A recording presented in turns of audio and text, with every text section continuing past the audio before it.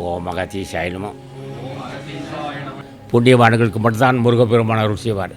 அவரும் மட்டுமல்ல, ராமலிங்க சாமியாக இருந்தாலும் சரி, யாராக இருந்தாலும் சரி, நீ என்ன புண்ணியம் செஞ்ச, என்னுடைய ஆசி பெறுவதற்கு என்ன உனக்கு தகுதி இருக்கிறது கட்டுருவான். ஆக தகுதியை வளர்த்து கொள்ள வேண்டும். அப்போ எப்படி வளர்க்க வேண்டும்? அன்னதானம் செய். ஒரு மாதம் ஒருத்தருக்கு அன்னதானம் செய்ய. அன்னதானம் செய்யறதுக்கு ஆசி வேணுமல்லவா, பொருள் இருக்கும். நிறையா பொருள் இருந்தாலும் கொடுக்க மனசு வராதே. கொடுக்கக்கூடிய மனசில் அமைப்பா ஒரு லோபியத்தை எடுத்து உண்டாக்கும். லோபியே பாவி ஆவான்னு சொன்னார். ஆக நீல செகண்டில் ஏறி பெறான், எந்த நேரத்திலும் கோலை கொடுத்து வருவான். குருநாதன் சொன்ன சீலத்தை மெல்ல தெளிந்து அறிவார் சிவயோகிகளே, காலத்தை வென்றிருப்பார். மறிப்பார் வெறும் கர்மிகள் என்றார். அட கர்மின்னு சொல்ல, வெறும் கர்மி என்றார்.